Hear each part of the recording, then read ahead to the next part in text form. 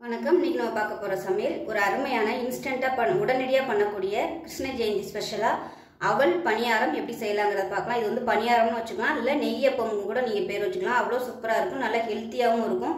சட்னு பண்ணிடலாம். அவல் வச்சு ரொம்ப ஈஸியா பண்ணக்கூடிய ஒரு பனியாரம், ரொம்ப ஆரோக்கியமாகவும் இருக்கும். நம்ம வெல்லம் போட்டு பண்ணியிருக்கிறதுனால. ஸோ வாங்க அதை எப்படி செய்யலாங்கிறத பார்க்கலாம்.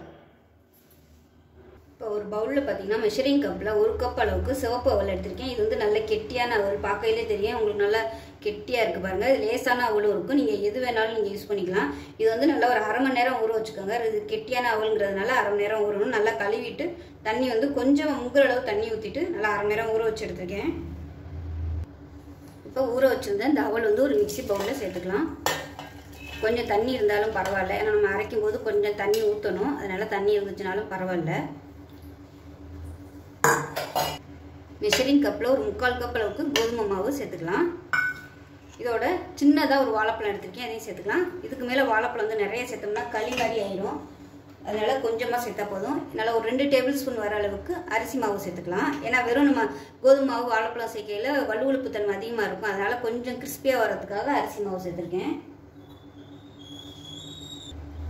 இப்போ எடுத்த மெஷரிங் கப்பில் பார்த்தீங்கன்னா நல்லா 1/2 கப் அளவுக்கு நம்ம வந்து சர்க்கரை சேர்த்துக்கலாம். இது வந்து இனிப்பு கம்மியாக தான் இருக்கும், நாட்டு சர்க்கரை, ஆர்கானிக் சர்க்கரை, அதனால் நான் வந்து 1/2 கப்பு வந்து எடுக்கிறேன். இனிப்பு வந்து அந்த வெல்லம் எப்படி இருக்குங்கிறத பார்த்துக்கிட்டு நீங்கள் வந்து சேர்த்துக்கோங்க. இது சுத்தமான சர்க்கரைங்கிறதுனால நான் வந்து அப்படியே டைரெக்டாக சேர்க்குறேன். அப்படி இல்லைன்னா நீங்கள் சர்க்கரையில் வந்து ஒரு கொஞ்சமாக 1/4 கப் அளவுக்கு தண்ணி ஊற்றி வடிகட்டிட்டு, பாகுப்பதம்லாம் தேவையில்லை, வடிகட்டிட்டு இதோட சேர்த்துக்கலாம். இப்போ இதை வந்து நல்லா அரைச்சிட்டு வந்துடலாம். இதோடவே ஒரு ஏலக்காய் சேர்த்துக்கலாம். இப்போ பாருங்கள் நல்லா நைஸாக அரைச்சாச்சு. தேவைப்பட்டால் கொஞ்சமாக தண்ணி ஊற்றிக்கோங்க. நான் வந்து ஒரு 1/2 டம்ளர் அளவுக்கு தண்ணி ஊற்றிருப்பேன். ரொம்ப ஊற்றிட வேணாம், கொஞ்சம் கொஞ்சமாக பார்த்துட்டு ஊற்றிக்கோங்க.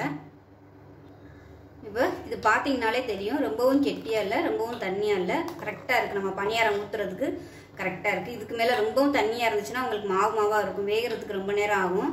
கெட்டியாக இருந்தாலும் நல்லா இருக்காது, அதனால் இந்த அளவுக்கு கரெக்டாக இருக்கணும். இது வந்து நல்ல ஒரு 1 மணி நேரம் ஊறட்டும், அதுக்கப்புறமா பார்க்கலாம், புளிச்சதுக்கப்புறம் பார்க்கலாம். மூடி வச்சிடலாம். இப்போ பாருங்கள் நல்லா புளிப்பு ஏறிடுச்சு. இதில் வந்து விருப்பப்பட்டால் நீங்கள் பேக்கிங் சோடா யூஸ் பண்ணிக்கலாம். அது வந்து உங்களோட விருப்பம் தான், விருப்பம் இருந்தால் நீங்கள் சேர்த்துக்கலாம். பேக்கிங் சோடா சேர்த்திங்கன்னா நல்லா இன்னும் அப்படியே ஓட்டையாக சூப்பராக வரும். நான் வந்து இன்றைக்கி சேர்க்கலை, நீங்கள் விருப்பப்பட்டால் சேர்த்துக்கோங்க. இல்லை ஊற வைக்க டைம் இல்லைனாலும் நீங்கள் பேக்கிங் சோடா தாராளமாக சேர்த்துக்கலாம். இப்போ வந்து பனியாரங்கள் காய வச்சுருக்கேன். இப்போ எல்லா குழியிலையும் எண்ணெயும் நெய்யும் கலந்து சேர்த்துக்கலாம். இப்போ பார்த்தீங்கன்னா எண்ணெயும் நெய்யும் கலந்து ஊற்றிட்டேன். இப்போ நம்ம கொஞ்சம் கொஞ்சமாக ஊற்றி எடுத்துக்கலாம். எண்ணெய் வந்து தாராளமாக ஊற்றுனீங்கன்னா தான் நல்லாயிருக்கும்.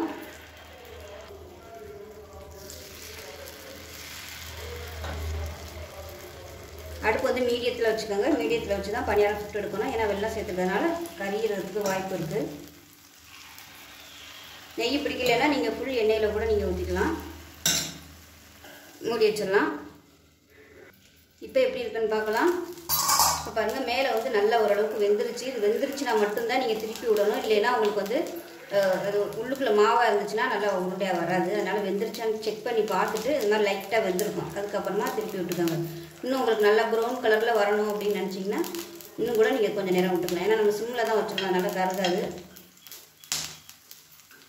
நல்லா வேக விடணும், இல்லைன்னா உள்ளுக்குள்ளே வந்து களி மாதிரி இருக்கும். அதுக்காக தான் அரிசி மாவு வந்து சேர்த்துருக்குது. அரிசி மாவு சேர்த்தோம்னா தான் நல்லாயிருக்கும், இல்லைன்னா ரொம்ப அப்படியே மாதிரி வலு கொழுக்குன்னு இருக்க மாதிரி இருக்கும். அரிசி மாவு இல்லைன்னா நீங்கள் ரவை கூட சேர்த்துக்கலாம். அந்த சைடு நல்லா ப்ரௌன் கலரில் ஆகட்டும். இப்போ பாருங்கள் அவல் பனியாரம் சூப்பராக ரெடி ஆகிடுச்சு பாருங்கள், நெய் பனியாரம். இப்போ வந்து எல்லாத்தையுமே எடுத்துடலாம். நல்லா எண்ணெயை வந்து வடிய விட்டுட்டு எடுத்துக்கோங்க. இது வந்து எண்ணெயில் செஞ்சால் தான் நல்லா டேஸ்ட்டாக வாசனையாகவும் இருக்கும். இங்கே வந்து இது ஒரு 2-3 நாளைக்கு கூட வச்சுருந்து சாப்பிடலாம். ரொம்ப ஈஸியாக பண்ணக்கூடிய ஒரு ரெசிபி, இன்ஸ்டண்ட்டாகவும் பண்ணிக்கலாம். டைம் இருந்துச்சுன்னா அரை மணி நேரம் 1 நேரம் ஊற வச்சு கூட நீங்கள் புளிக்க விட்டு செஞ்சிங்கன்னா டேஸ்ட்டு சூப்பராக இருக்கும். அது புளிக்க ஆரம்பிச்சாச்சுன்னா டேஸ்ட் வந்து நல்லாயிருக்கும். அது ஊற்றிங்கனாலே உங்களுக்கு தெரியும், நம்ம புளிக்காமல் ஊற்றுறதுக்கும் புளிக்க வச்சு ஊற்றுறதுக்கும் வித்தியாசம் தெரியும். இப்போ மிச்சம் இருக்கிற இதையும் கொஞ்சம் கொஞ்சமாக ஊற்றி எடுத்துக்கலாம். இல்லாத இதில் மட்டும் கொஞ்சமாக எண்ணெய் ஊற்றிக்கலாம். பனியாரம் வந்து நல்லா சாஃப்டாக வந்திருக்கு, அவல் சேர்த்துருக்கனால நல்லா சாஃப்டாக இருக்குது.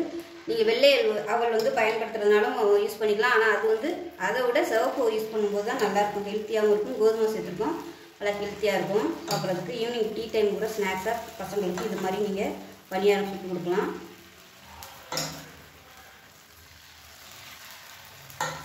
இதே வந்து ஃபுல்லாக எண்ணெயில் அப்பமாவும் ஊற்றலாம், பணியாரமாகவும் ஊற்றி எடுத்துக்கலாம். பணியாரம் ஊற்றினா கொஞ்சமாக எண்ணெய் தேவைப்படும், நீங்கள் அப்பமாக ஊற்றுனீங்கன்னா நிறைய எண்ணெய் தேவைப்படும். இதுவே விட்டும். இப்போ பாருங்கள் பணியாரம் சூப்பராக ரெடி ஆயிடுச்சு. நெய்யப்பம் பணியாரம் எப்படி வேணாலும் வச்சுக்கலாம். நல்லா உள்ளுக்குள்ளே பார்த்தீங்கன்னா நல்லா சாஃப்டாக இருக்கும். அந்த களி மாதிரி இருக்கிறது வந்து இருக்காது. நம்ம ரைஸ் மாவு சேர்த்துருக்காது, அரிசி மாவு சேர்த்துருக்கனால நல்லா சூப்பராக இருக்கும். இது வந்து நீங்கள் அப்பமாவும் ஊற்றிக்கலாம். நான் வந்து காமிக்கணுங்கிறதுக்காக 2 வந்து எண்ணெயில் அப்பமாவும் ஊற்றி காமிச்சிருக்கேன். பாருங்கள் சூப்பராக இருக்குது பாருங்கள். பேக்கிங் சோடா உங்களோட விருப்பம் தான், போட்டிங்கன்னா நல்லாயிருக்கும். போட்டிங்கன்னா நல்லா ஓட்டை ஓட்டையாக வரும்.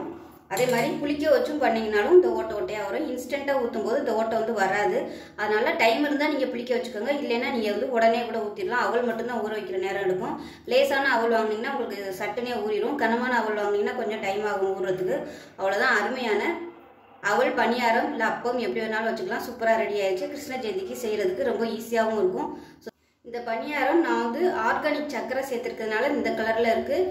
நார்மலான வெல்லம் இந்த மாதிரி எடுத்து பண்ணிங்கன்னா உங்களுக்கு கலர் வந்து நார்மலாக நம்ம பணியாரம் எந்த கலரில் இருக்குமோ அந்த கலரில் இருக்கும்.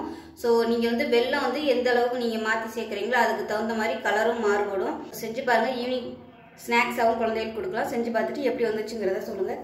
வீடியோ பிடிச்சிச்சுன்னா லைக் பண்ணுங்கள், கமெண்ட் பண்ணுங்கள், சேனலை சப்ஸ்கிரைப் பண்ணுங்கள், பக்கத்தில் உள்ள பெல் பட்டனையும் ப்ரெஸ் பண்ணுங்கள். நன்றி.